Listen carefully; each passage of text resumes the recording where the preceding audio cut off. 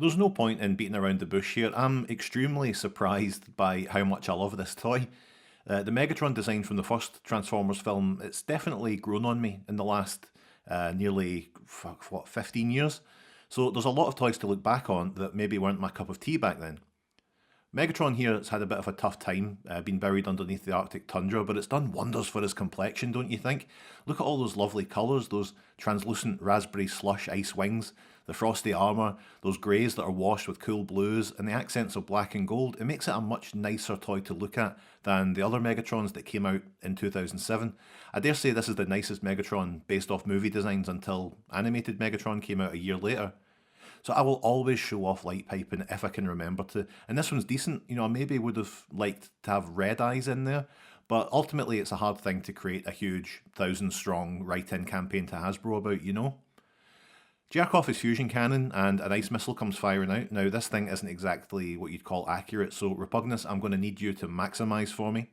Ah, really? Come on, I haven't done that in a long time. Ah, come on, I'll never be able to hit you with this thing at that size. Ugh, fine, okay, give me a second. Alright, here we go.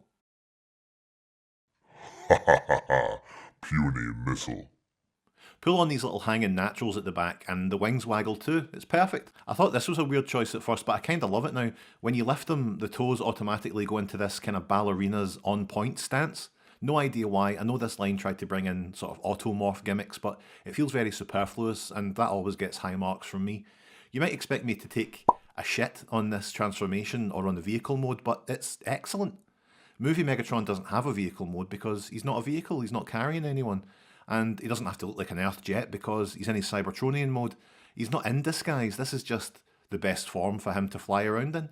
And I only really let Megatron away with this horse crap. I know that's very hypocritical, but honestly, take a break from yourself. The wing waggle feature is much more pronounced here, and you can go from this kind of odd bat ski boat configuration to this winged monstrosity, and both forms are really good fun to mess about with. And it's weird, yes, and it feels alien and malevolent, but that's exactly what they were going for with that first film. You know, does it change my mind in any way about the Michael Bay films? No. But does it make me want to check out more toys from that era? Absolutely not.